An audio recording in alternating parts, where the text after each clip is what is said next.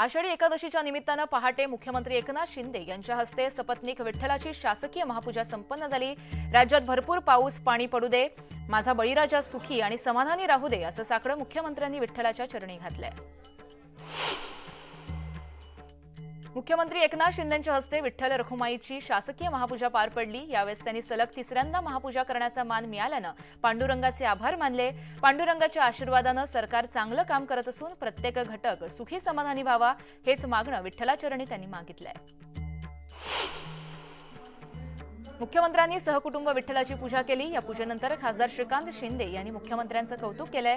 वारकऱ्यांसाठी बारीक लक्ष देणारे पहिलेच मुख्यमंत्री असल्याचं श्रीकांत शिंदे म्हणाले। मुख्यमंत्री एकनाथ शिंदे यांच्या हस्ते झालेल्या महापूजेनंतर पांडुरंगाचं गोजीरस सावळं रूप समोर आलंय। थेट गाभाऱ्यातून विठ्ठलाचं दर्शन घेता येणार आहे। गुलाबी आणि हिरव्या रंगातील वस्त्र, गळ्यातील फुलांची माळ, भाळी गोपीचंद टिळा असे विठ्ठलाचं मनमोहक रूप पाहण्याची सगळ्यांनाच उत्सुकता लागली आहे। पंढरपुरामध्ये आज आषाढी एकादशीच्या निमित्तानं झालेल्या पूजेमध्ये मुख्यमंत्र्यांसोबत पांडुरंगाच्या पूजेचा मान नाशिकच्या सटाणा तालुक्यातील अंबासना गावाच्या बाळू शंकर अहिरे आणि आशाबाई अहिरे या दाम्पत्याला मिळाला। गेल्या 16 वर्षांपासून या जोडीनं पंढरीची वारी केली आहे। तिरुपतीच्या धर्तीवर पंढरपुरातही टोकन दर्शनाच्या 103 कोटींच्या प्रकल्पाची आज आषाढी एकादशीच्या मुहूर्तावर मुख्यमंत्री एकनाथ शिंदे यांनी घोषणा केली। कार्तिकी वारीपर्यंत तिरुपतीच्या धर्तीवर पंढरपूरमध्ये टोकन दर्शन प्रकल्प सुरू होईल अशी माहिती विठ्ठल रुक्मिणी मंदिर समितीचे अध्यक्ष गहिनीनाथ महाराज औसेकर यांनी दिली आहे।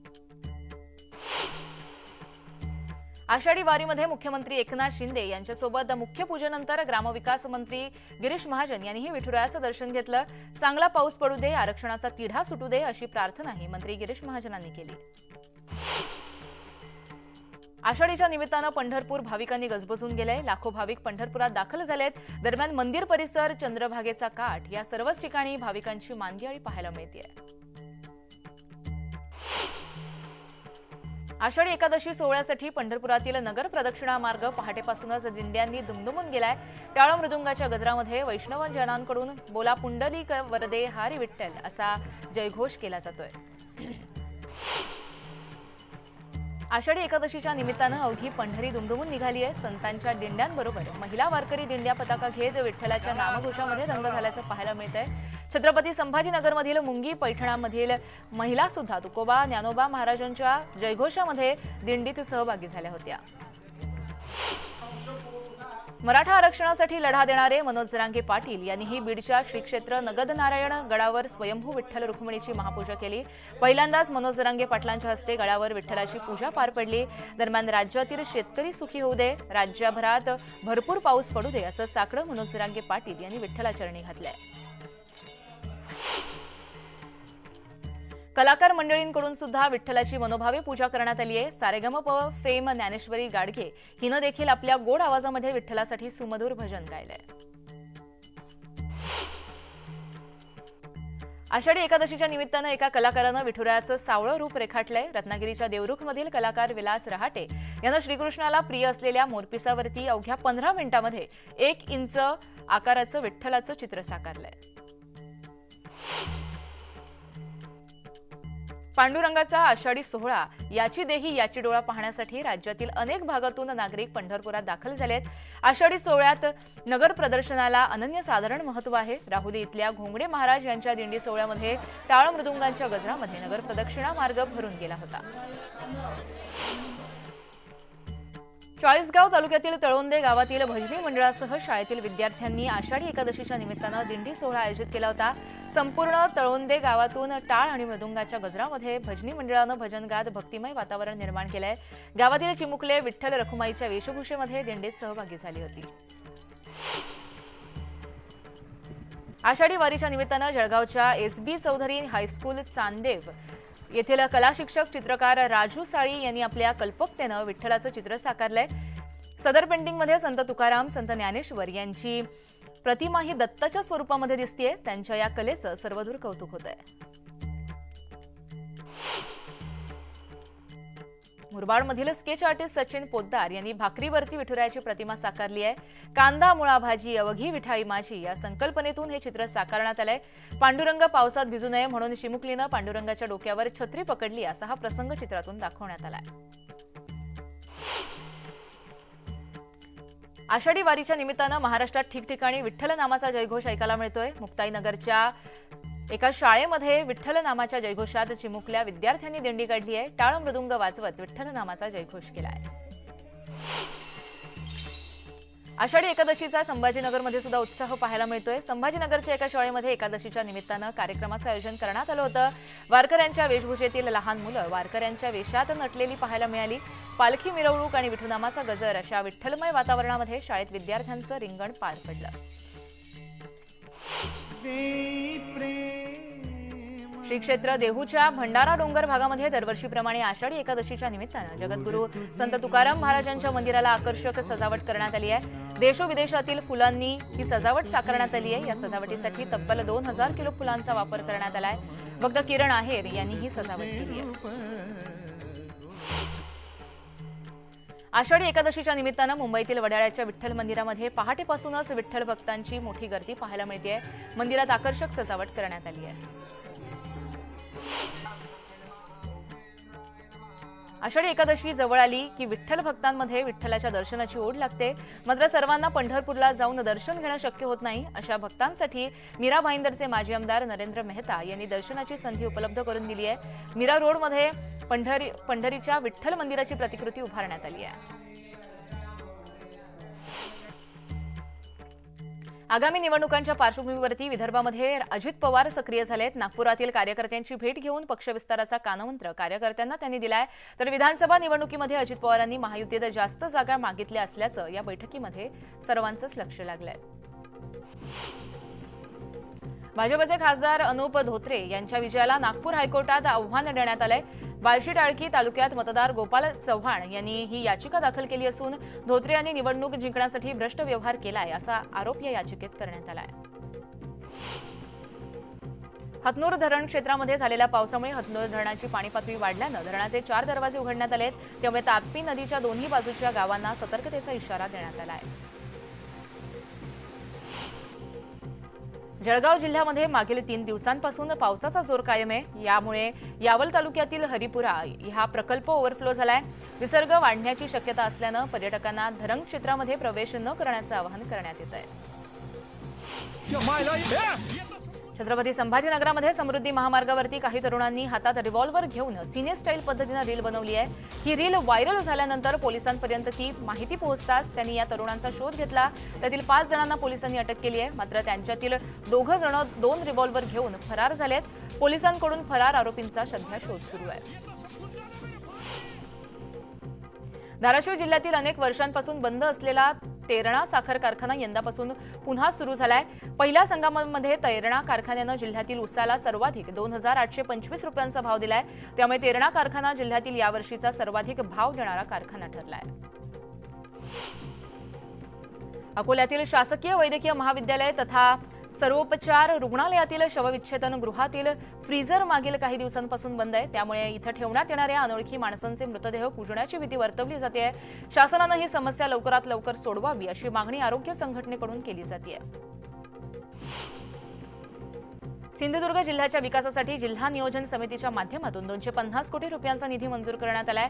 जिल्ह्यातला प्रगतीपथावर नेण्यासाठी सर्व यंत्रणांनी सहकार्य आणि आत्मीयतेनं काम करावं असं आवाहन राज्याचे सार्वजनिक बांधकाम मंत्री तथा जिल्ह्याचे पालकमंत्री रवींद्र चव्हाण यांनी बैठकीदरम्यान केलंय. तुळजाभवानीला लवंग आणि वेलचीचा हार घालण्यास मंदिर संस्थानानं मनाई केल्यानं वाद उफाळलाय. भोपे पुजारी मंडळानं यावर आक्षेप घेत लवंग वेलचीचा हार घालण्यास हरकत नाही असं म्हटलंय. मंदिर संस्थान देवी भक्तांच्या श्रद्धेचा अनादर करत असल्याचा आरोप करत मंदिर संस्थानाला पत्र लिहून आंदोलनाचा इशारा देण्यात आलाय. वाढत्या दुचाकी चोरांचा छडा लावण्यासाठी बुलढाण्यातील पोलीस विभाग ॲक्शन मोडवर आलाय. खामगाव विभागातील पोलिसांनी भंगार साहित्याच्या दुकानावरती छापा मारला. यावेळेस पोलिसांना या ठिकाणी तब्बल 43 दुचाकींच्या इंजिनाचे सुटे भाग आढळून आल्यामुळे एकच खळबळ उडाली. पोलिसांनी कारवाई करत हे साहित्य जप्त करत गुन्हा दाखल केला.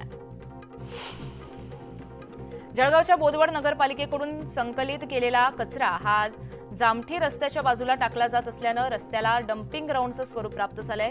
पावसामुळे या परिसरामध्ये दुर्गंधी पसरल्यानं नागरिकांचं आरोग्य धोक्यात आलंय। तक्रार करूनही पालिका प्रशासन याकडे दुर्लक्ष करत असल्याचा आरोप हा नागरिकांनी मोठ्या प्रमाणात केलाय।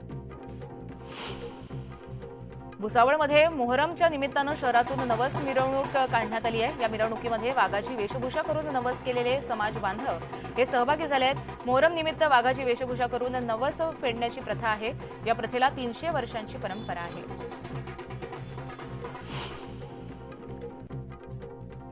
नागपूरच्या सेमिनरी हिल्स या परिसरात कोब्रा जातीच्या सापाची पिल्लं आढळून आली आहेत। यातील 7 पिल्लं ही आढळून आल्याचं कळतंय। त्यापैकी सर्पमित्राच्या सहाय्यानं 5 पिल्लांना पकडण्यात यश आलं असून त्यांना नैसर्गिक अधिवासामध्ये सोडण्यात आलंय।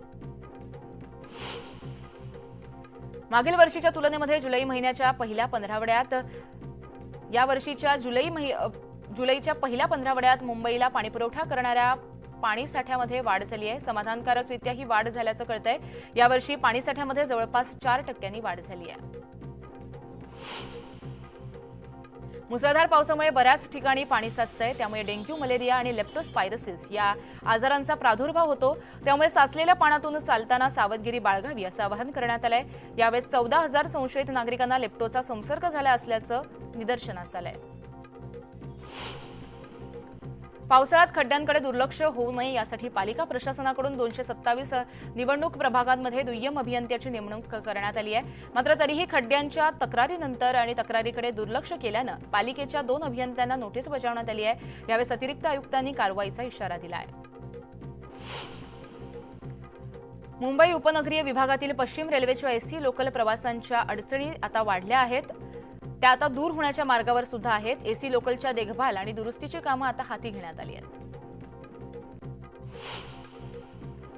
म्हाडाच्या मुंबई मंडळातर्फे मुंबईतील विविध वसाहतींमध्ये 1 रुग्णालय आणि 4 शैक्षणिक आरक्षणाकरिता आरक्षित असलेल्या भूखंडाच्या विक्रीकरिता राबवलेल्या निविदा उघडण्यात आल्या आहेत। यावेळेस मेंदाचा रुग्णालयानं हा भूखंड 125 कोटींची बोली लावून मिळवलाय।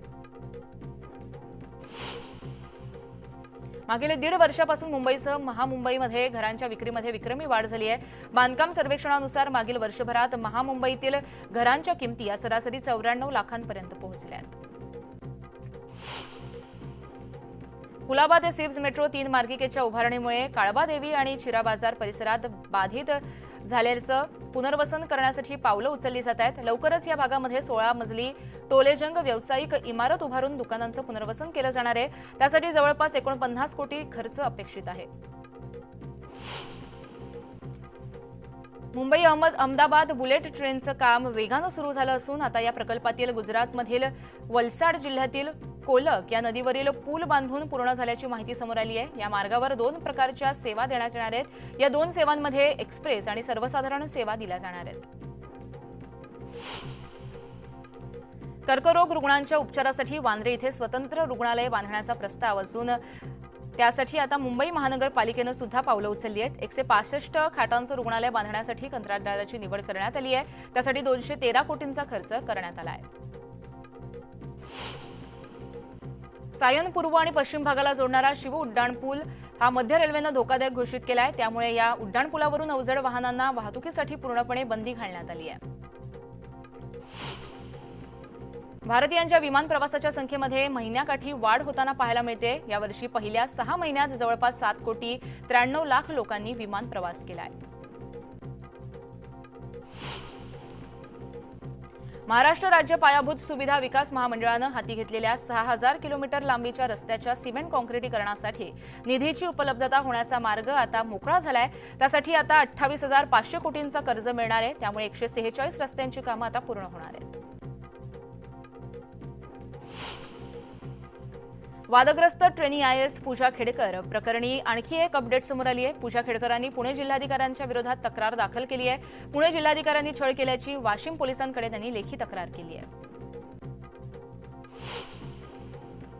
वादग्रस्त प्रशिक्षणार्थी IAS पूजा खेडकर यांचं आता IAS पद धोक्यात येणार असल्याची शक्यता आहे। पूजा खेडकर यांचं महाराष्ट्रातील प्रशिक्षण थांबवण्यात आलंय। पूजा खेडकर आता मसुरीला ट्रेनिंग सेंटरला हजर होण्याचे आदेश देण्यात आले आहेत। 23 जुलैपर्यंत मसुरी येथील प्रशिक्षण केंद्रामध्ये रिपोर्टिंग करण्याच्या सूचना सुद्धा देण्यात आल्या.